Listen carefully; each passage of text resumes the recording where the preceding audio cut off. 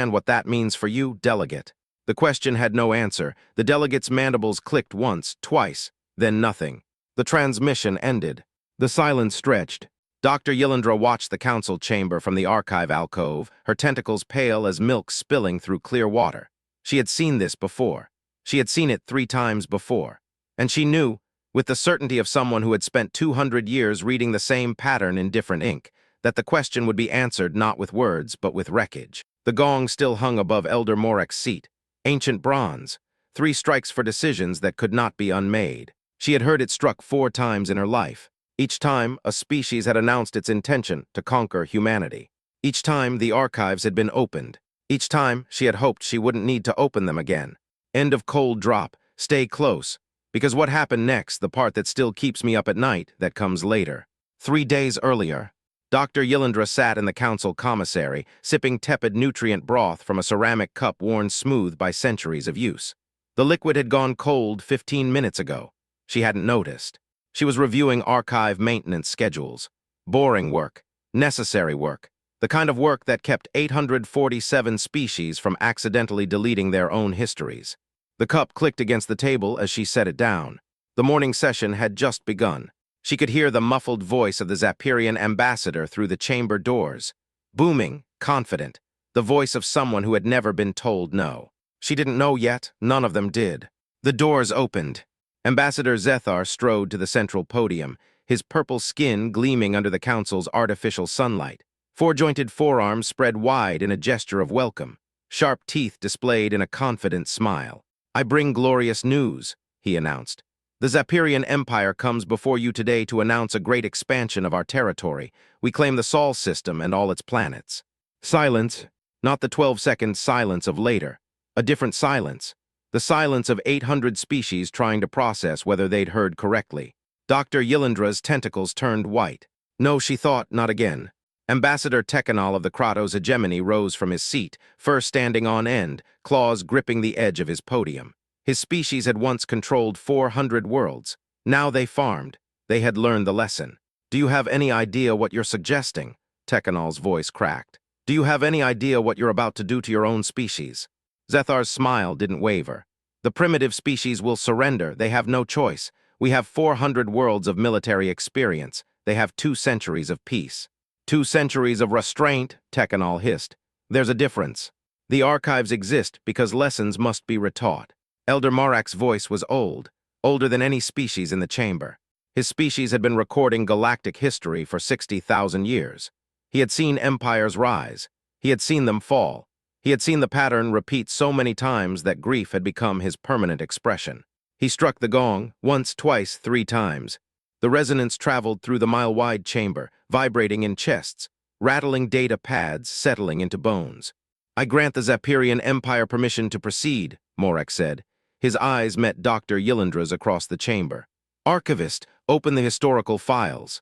She didn't move. "Archivist." Her tentacles pulsed with orange as she forced her body to function. "Which files, Elder?" "You know which files." She did. The sealed ones. The ones marked with symbols that most species in the Council had never seen.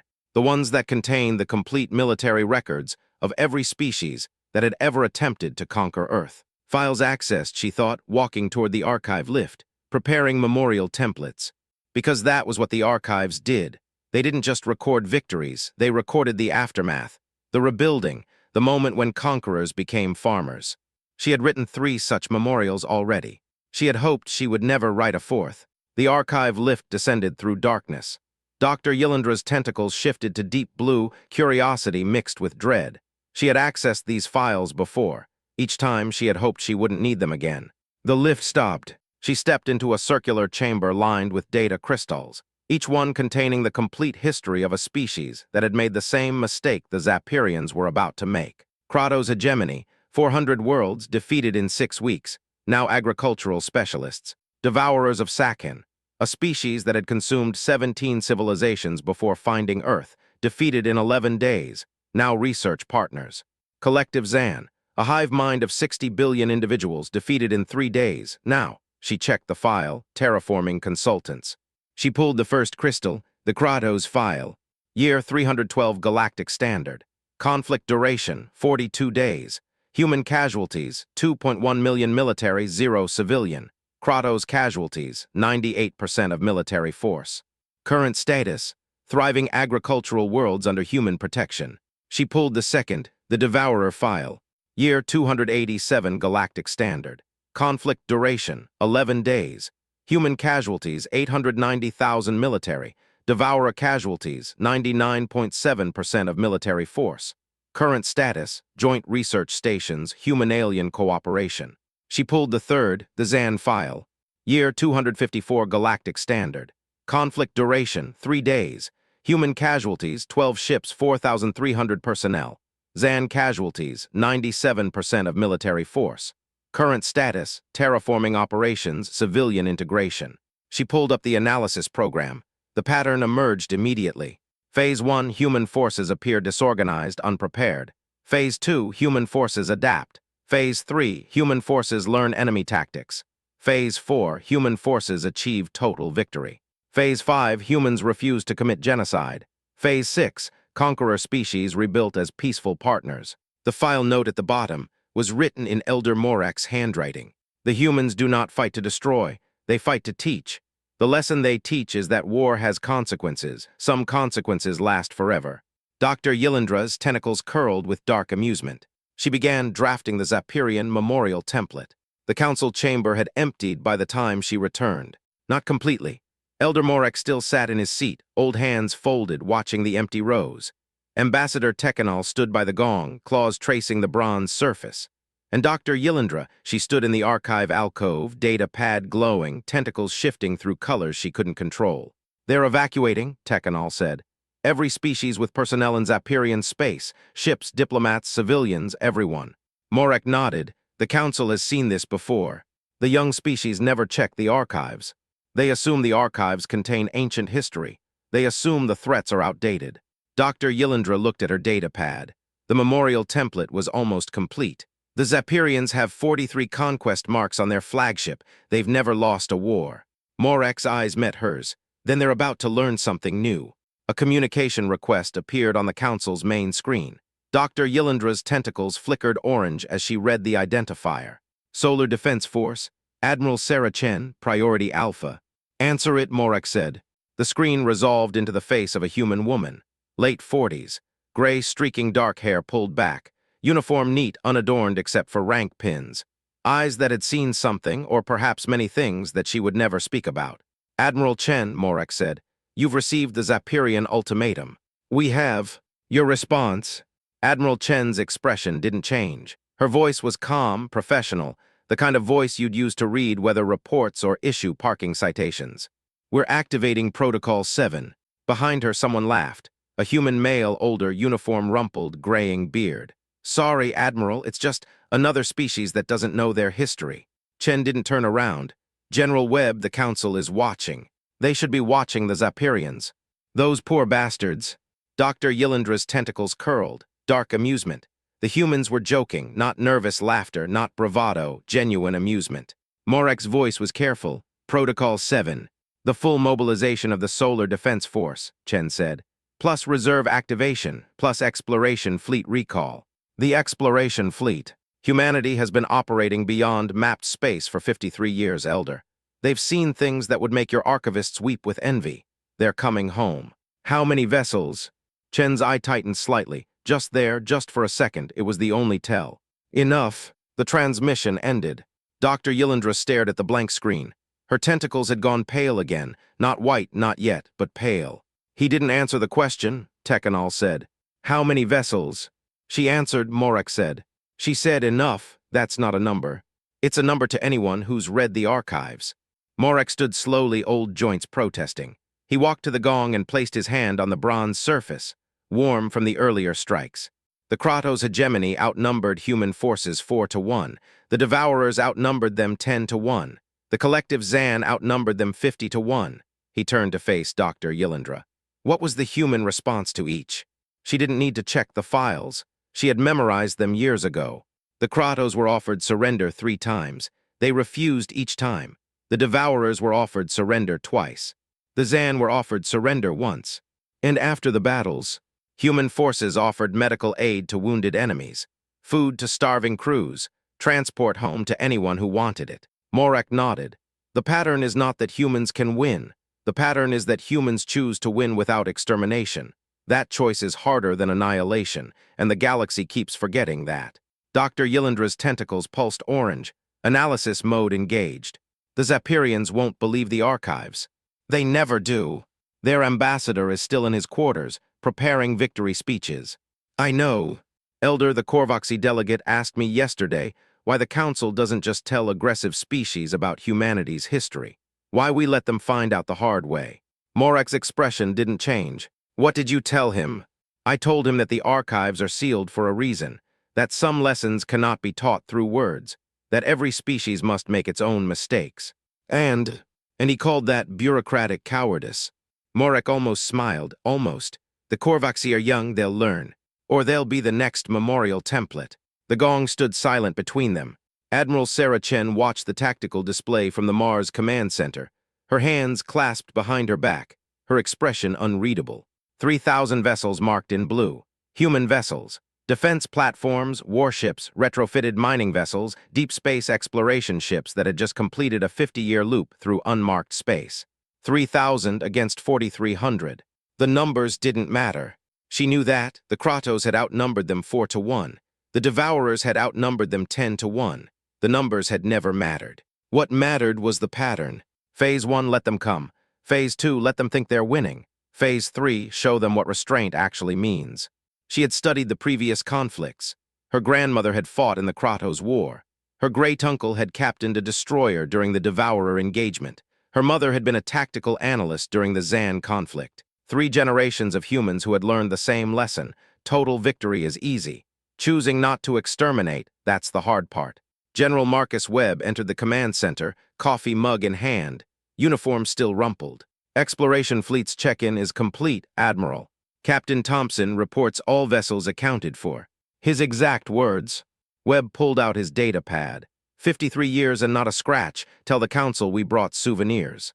Souvenirs? Thompson's sense of humor. I think he means the weapons. Chen turned from the display. The weapons they found beyond mapped space. The weapons they scavenged from dead civilizations.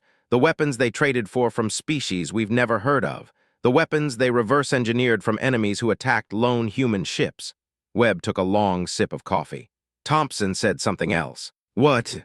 He said, the Council thinks humanity has been hiding. We haven't been hiding. We've been exploring. And we found things out there that make the Zapirian Empire look like children playing with sticks. Chen's eye tightened, just for a second. Put him on the lines. Captain Elias Thompson had been in command of the Wanderer for 31 years. He had seen things that would make the Galactic Council's archivists weep with joy. He had also seen things that made him weep. The human exploration fleet operated on the edge of mapped space. They had found dead worlds, civilizations that had destroyed themselves.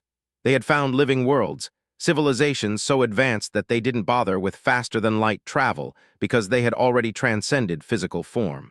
And they had found weapons. Weapons that shouldn't exist. Weapons that broke physics the way a hammer broke glass. Weapons that the Galactic Council's brightest minds couldn't even describe, let alone replicate. Thompson's face appeared on the command center screen. Weather-beaten, gray beard, eyes that had seen too much and somehow still found room for dark humor. Admiral, good to see you're still alive. Captain, welcome home. Home, Thompson's voice cracked just slightly. Been a while. The Council is watching. The Zapirian Empire has issued an ultimatum. I heard 4,300 vessels, 43 conquest marks on their flagship, never lost a war. Correct. Thompson leaned back in his chair. Admiral, can I ask you something? Go ahead. Does the Council know where we got the weapons? Chen paused. I don't know what the Council knows. Can I tell them? Tell me first. Thompson's expression shifted. The dark humor faded. What replaced it was something colder. Something that had been forged in the dark between stars. We found a graveyard, Admiral, about 12 light-years beyond the mapped boundary. Thousands of ships, dozens of species, all dead, all killed by something we couldn't identify. And the weapons. We salvaged what we could, but here's the thing, the species that built those weapons, they didn't lose, they left. They built weapons that could destroy anything in this galaxy, and then they just moved on to somewhere else. Somewhere we can't follow. Thompson's eyes met Chen's through the screen. We didn't develop this technology, Admiral. We found it. Some we traded for, some we took from species that made the mistake of attacking us. But the really scary stuff, the stuff that makes the Council's theoretical maximums look like children's drawings, that came from the graveyard. And the Zapirians. Thompson almost smiled. The Zapirians have never fought a species that found the graveyard. They're about to learn why the Council sealed those files. The Zapirian fleet entered the Sol system at 800 hours galactic standard. 4,300 vessels. 43 conquest marks on the flagship Infinite Glory. Emperor Zethar stood on the command bridge, purple skin gleaming under the display lights, four-jointed forearms spread wide in a gesture of triumph. "Begin transmission to Earth," he commanded. "I want the primitive species to hear their surrender from my own lips." The communications officer hesitated. "Emperor, the Council has advised. The Council is irrelevant. They sealed their files because they were afraid. We are not afraid." The transmission opened. Zethar's face appeared on screens across the Sol system. On Earth, on Mars, on the moon colonies, on the asteroid belt retrofit yards, on every vessel in the human fleet. "People of Earth, I am Emperor Zethar of the Zapirian Empire.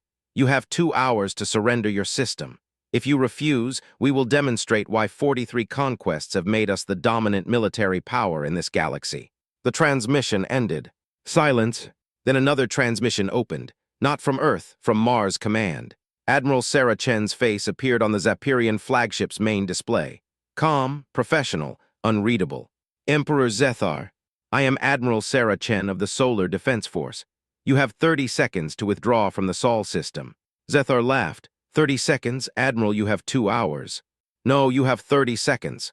Chen's eye tightened, just there, just for a second. "The countdown began when you opened your transmission, 28 seconds now. "You're bluffing." 27. "I have 4,300 vessels." 26. "You're a primitive species." 25. Zethar's smile faltered. "What do you think you're going to do with 25 seconds? "Teach a lesson." Chen's voice didn't change. 24. The bridge of the Infinite Glory went quiet. 23. The tactical officer spoke. "Emperor, we're detecting energy signatures, thousands of them." "From where?"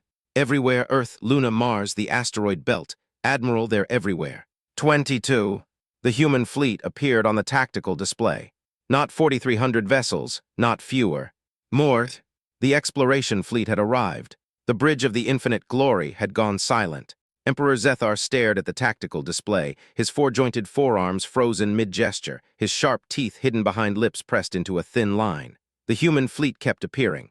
Vessels emerging from behind Luna, rising from the cloud layer of Mars, drifting out of asteroid belt shadows where they had been hiding for how long? How long had they been waiting? 30 seconds, Admiral Chen's voice came through the speakers. 29:30. Zethar's communications officer spoke. "Emperor, they've stopped counting. The countdown is over. They're not attacking." Another officer. "Emperor, we're receiving a transmission from the Council. Elder Morak is." Silence. Zethar's voice was sharp. "I don't need the Council's advice. I need tactical data." The tactical officer's hands trembled over the display. "The human fleet has achieved perfect coordination, Emperor, but we can't identify a command structure. Every species has a command ship. Find it." "There isn't one." The officer looked up, his purple skin pale. "They're not receiving orders from a central source. Every captain is making tactical decisions independently. But they're moving together, like what? Like they've done this before." Captain Elias Thompson watched the Zapirian fleet from the bridge of the Wanderer, his weather-beaten face lit by the glow of exotic weapon readouts. 53 years beyond mapped space. 53 years of finding things that shouldn't exist. And now, 4,300 purple-hulled vessels, gleaming like cut gemstones against the black. "Captain," his weapons officer said, "the Admiral is asking for firing solutions." "She's not asking for firing solutions. She's asking if we've got the stomach for this." "Sir?" Thompson leaned back in his chair. "The Council thinks humans are primitive because we don't have empire worlds.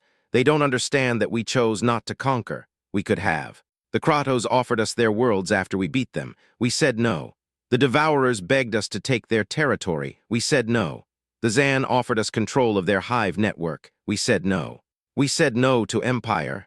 We said yes to restraint." Thompson's eyes went to the display. "The Zapirians don't understand that. They think we're weak because we don't take what we could take. They're about to learn the difference between can't and won't." The weapons officer paused. Admiral Chen is transmitting a final warning to the Zapirian flagship. Let me hear it. Admiral Sarah Chen stood in the Mars Command Center, her hands still clasped behind her back, her uniform still immaculate, her voice still calm. Emperor Zethar, this is your final warning. Withdraw from the Sol system, and no one has to die today. The Zapirian Emperor's face filled the screen. His confidence had cracked, just slightly, just enough for Chen to see the fear behind his eyes, fear he didn't even recognize because he had never felt it before. You're bluffing, Zethar said. I don't bluff. Every species bluffs. Chen's eye tightened, just there, just for a second. The Kratos hegemony thought I was bluffing. Their agricultural worlds are very productive now. The Devourers thought I was bluffing. They're very good at research. The collective Zan thought I was bluffing. Their terraforming projects are considered models of efficiency. She paused, let the names land. Your species is about to join that list, Emperor. The only question is whether you join it with your fleet intact, or with your fleet scattered across the asteroid belt. Zethar's mandibles clicked, once, twice, then nothing. 30 seconds, Chen said. You already counted to 30. I'm counting again, 30. 29. 28. The battle lasted 4 hours and 17 minutes. It was not a battle. It was a demonstration. The human fleet opened fire at exactly the 17-second mark of Admiral Chen's second countdown. Not because Chen gave an order, because the captains had been watching the same tactical display, analyzing the same firing solutions, and 17 seconds was the optimal engagement window. 17 seconds, simultaneous across 3,000 vessels. No central command, no flagship to destroy, no single point of failure. Just 3,000 captains who had trained for this moment their entire lives. The exotic weapons fired first. Light that shouldn't exist in this spectrum, colors that made the eyes water, that defied description, that the Galactic Council's best scientists had dismissed as theoretical because they hadn't believed anything could generate that much energy from that small a source. The Zapirian shields didn't fail. They ceased, not destroyed, not overwhelmed, canceled. As if the exotic weapons had simply decided that the laws of physics didn't apply to this particular engagement, and the universe had shrugged and agreed. The first volley disabled 600 vessels. The second volley disabled 800 more. The Zapirian formation dissolved within minutes. Not because the humans were firing blindly, because they were firing surgically. Propulsion systems first, then weapons arrays, then communications. Leaving the crews alive, conscious, watching. Captain Thompson's voice came over the human tactical channel. Admiral, should I tell them where we found the weapons, or should we let them wonder? The question hung in the silence between volleys. Chen didn't answer. The third volley took out another 700 vessels. The Infinite Glory, the flagship with 43 conquest marks, the vessel that had never lost a war, the pride of the Zapirian Empire, lost its engines at hour 3. Emperor Zethar stood on the bridge of his dying flagship, watching the tactical display turn from purple to gray. 4,300 vessels at the start, now 1,200 still operational, and half of those had already signaled surrender. The humans weren't finishing them, they were waiting. Emperor, his tactical officer, whispered, "They're offering medical aid." What? The human fleet is transmitting open channels. They're offering medical aid to our wounded crews, food to our supply ships, transport home to anyone who wants it. Zethar's four-jointed forearms dropped to his sides. That's not how war works. Emperor, I don't think they're fighting a war. I think they're teaching a lesson. The bridge went dark, not from weapons fire, from power failure. The Infinite Glory's reactors had been targeted, not destroyed, disabled. The emergency lights flickered on. Purple skin gleamed in the dim glow. A human voice came through the ship's speakers. Admiral Chen's voice, still calm, still professional, still absolutely certain. Emperor Zethar, your engines are disabled. Your weapons are offline. Your communications array is functional. We left it intact so you could hear this. You have lost 98% of your military capacity. The remaining 2% has surrendered. The battle is over. Zethar's voice cracked. You haven't won. There was never any question of winning. The question was how many of your people would survive to go home. The answer is almost all of them. A pause. We don't conquer, Emperor. We don't occupy. We don't commit genocide. But we will defend ourselves, and that defense will be absolute. How many of your ships did we destroy? A longer pause. None. Dr. Yilindra watched the battle feed from the Council archive, her tentacles shifting through colors she had never experienced before. Orange for analysis. blue for curiosity, white for shock, and something else, a color she didn't have a name for, something that felt like awe. The humans had destroyed the Zapirian military. Not the species, not the civilians, not the infrastructure, the military. 99.8% of Zapirian combat capacity, eliminated in 4 hours and 17 minutes. And then they had offered food. She pulled up the memorial template she had drafted earlier, the one she had hoped she wouldn't need. She deleted the opening line, the Zapirian Empire, once proud conquerors of 43 worlds, and started writing something else. The Zapirian military, once considered the dominant force in this galaxy, was defeated in 4 hours and 17 minutes by the Solar Defense Force. The Zapirian people were offered medical aid, food, and transport home within 6 hours of the battle's conclusion. The Zapirian Empire no longer exists as a military power. The Zapirian species continues to exist. This is the human pattern. She paused, her tentacles curled with dark amusement.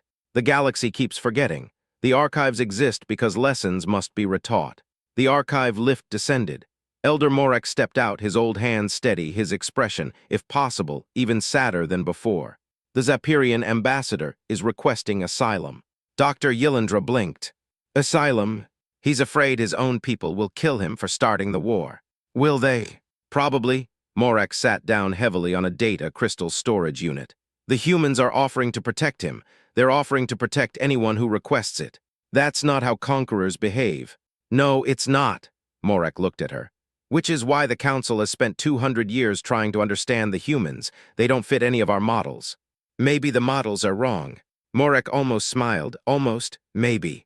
Admiral Chen's face appeared on every Council screen 20 minutes later. Her uniform showed combat wear, sleeves singed at the cuff, collar slightly crooked, a smudge of something dark across her cheekbone. She hadn't bothered to clean up before addressing the galaxy. That was a choice Dr. Yilindra realized. Chen wanted them to see. This is what victory looks like, the uniform said. Not celebration, not triumph, work. The battle is over, Chen said. The Zapirian military has been neutralized. Civilian casualties, 0. Human casualties, 0. The Zapirian wounded are receiving medical care.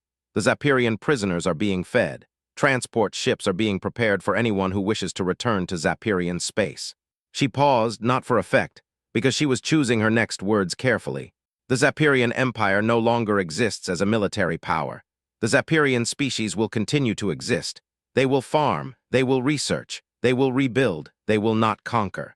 The council chamber was silent, not the 12-second silence of before. A deeper silence. The silence of 800 species understanding something they had refused to understand for 200 years. The Korvoxy delegate rose from his seat. His mandibles clicked. His eyes, all 6 of them, were fixed on Chen's face. You're threatening galactic stability, Admiral. Chen's expression didn't change.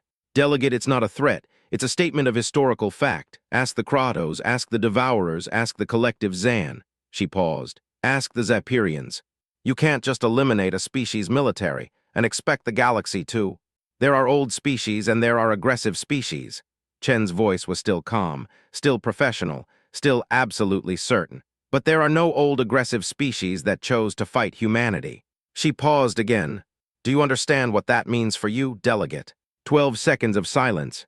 Dr. Yilindra counted them. 1, 2, 3. The Korvoxy delegate's mandibles clicked. 4, 5, 6. His 6 eyes blinked in sequence, not all at once, like a species that had evolved for multidirectional threat assessment. 7, 8, 9. The Vectari representative shifted to deep red, the color of certain death. 10, 11, 12. No one breathed. The transmission ended. Chen's face vanished from the council screens. The silence continued for 3 more seconds. Then Elder Morek closed his eyes and spoke, his voice tired, old, carrying the weight of 60,000 years of watching species make the same mistake. Council members, humanity has once again demonstrated why they are left alone. I recommend that all species review their historical databases and remember this lesson. The Korvoxy delegate sat down. The Vectari representative stayed deep red. Dr. Yilindra's tentacles remained white. The agricultural world of New Caledonia was warm. Not the artificial warmth of starship climate control. The real warmth of a sun at the right distance, of soil that held heat, of crops that breathed moisture into the air. Emperor Zethar, no longer emperor, just Zethar now, just a purple-skinned alien in a simple gray tunic, walked between rows of wheat, his 4-jointed forearms calloused from work, his sharp teeth hidden behind a mouth that had learned to smile without conquest. A human farmer walked beside him. Older, gray beard, hands that had once commanded a warship. "Different, isn't it?" Captain Elias Thompson said. Zethar's voice was quiet. "I spent 50 years learning to destroy. Now I'm learning to grow things. It's different. Harder. Harder in some ways." Zethar stopped walking. A Zapirian child ran past, laughing, chasing another child between the crop rows. "Easier in others." Thompson nodded. "The Kratos ambassador told me something once. He said the hardest thing his species ever did was learn to stop conquering. But after they learned, they said it was the best thing they'd ever done. They're farmers now. They're alive now." Thompson gestured at the wheat. "That's what the humans offer Zethar, not conquest, not submission, alive. Your people are safer now than when you controlled 400 worlds." Zethar watched the children play. "My people think I betrayed them. Some do, some think you saved them. I started a war. You lost a war, those are different things." Thompson pulled a stalk of wheat, examined the grain. "The Council is afraid of humanity, you know. They think we're going to turn aggressive now that we've demonstrated our capabilities." "Are you?" Thompson almost laughed. "We've had 200 years to turn aggressive. We didn't, we won't." He handed the wheat to Zethar. "Restraint is not weakness. It's a choice that only the strong can make." Zethar held the wheat stalk. The grain was golden in the sunlight. "I didn't understand that before." "No one does. That's why the archives exist." 6 months after the Battle of Saul, the Korvoxy Dominion announced its intention to test humanity's resolve by attacking a research station on the edge of human space. The announcement was made during a council session. Dr. Yilindra was present. Her tentacles had already turned white before the Korvoxy delegate finished speaking. "You're making a mistake," she said. The delegate's mandibles clicked. "The archivist offers military advice now. I offer historical advice. The same advice I offered the Zapirians, the same advice I offered the Kratos, the same advice I offered the Devourers and the collective Zan." She pulled up her data pad.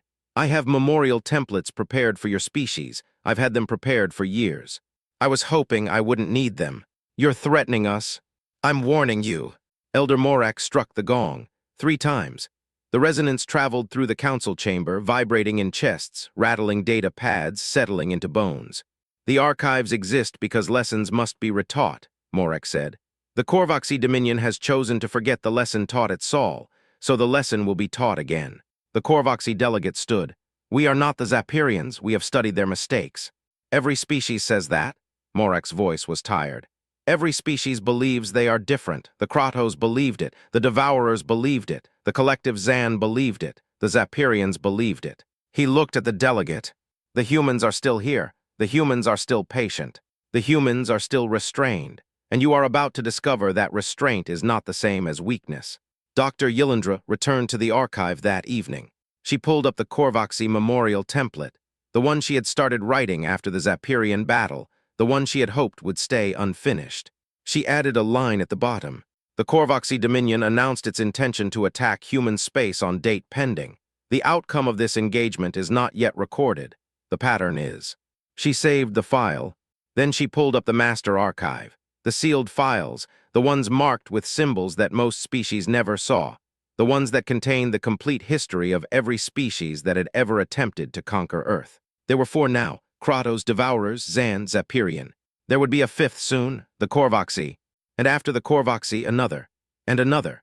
Because the galaxy had a short memory and new species were always developing faster than light travel and dreams of conquest, and somewhere in the dark between stars, something else was waiting. The humans had found the graveyard. They had salvaged the weapons. But the species that built those weapons, the species that had left them behind when they moved on to somewhere else, no one knew where they had gone. No one knew if they would come back. Dr. Yilindra closed the file. Her tentacles shifted to a color she didn't have a name for, something that felt like hope, something that felt like fear, something that felt like the galaxy holding its breath. Elder Morak stood before the council chamber 3 years after the Battle of Saul. The chamber was full, 847 species, representatives who had watched the battle feed, who had read the archives, who had finally understood. Morak struck the gong, 3 slow strikes. The resonance traveled through the mile-wide chamber, the same resonance that had marked the Kratos decision, the Devourer decision, the Zan decision, the Zapirian decision, the same resonance that would mark the Korvoxy decision, and the next decision after that, and the next. until the galaxy finally learned what the humans had been trying to teach for 200 years. The archives exist because lessons must be retaught, Morek said. His voice was tired. His hands moved over the archival template, checking boxes that had been checked before. The galaxy was vast, and somewhere in its depths, new species were developing faster than light travel and dreams of conquest. Eventually, one of them would look at the peaceful human worlds and think they saw an easy target. He paused. Humanity was patient. He closed the template, and they were very good teachers.